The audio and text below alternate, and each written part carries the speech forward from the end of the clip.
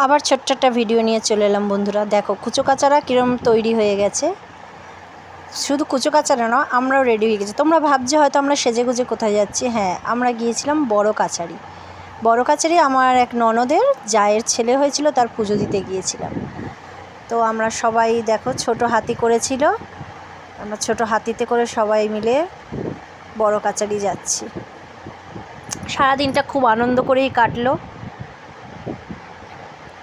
শুধু একটা মানে আফসোস হয়েছিল, সবাই যদি এক গাড়িতে থাকতাম তাহলে একটু মজাটা বেশি হতো, বাজনাটাও সঙ্গে থাকতো। আসলে বাজনাটা একটা গাড়িতে চলে গেছে, কিছু লোক আরেকটা গাড়িতে, আবার কিছু লোক আরেকটা গাড়িতে ভাগ হয়ে গেছিলাম বলে একটু মজাটা কম হয়েছে। তো আমরা বড় কাছারি ঢুকে গেছি, তোমরা দেখতে পাচ্ছ। হ্যাঁ, বড় কাছারি রাস্তায় চলে এসেছি আমরা।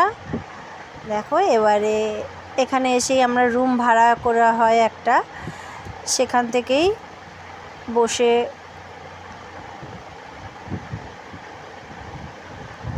জিনিসপত্র সেখানে রেখে তারপরে সেখান থেকে আমরা মন্দিরে পুজো দিতে যাই। তো দেখো বন্ধুরা, আমরা বড় কাছারি চলে এসেছি গাড়ি পার্কিং করে। আমরা মন্দির, এটা হচ্ছে বড় কাছারি মন্দির।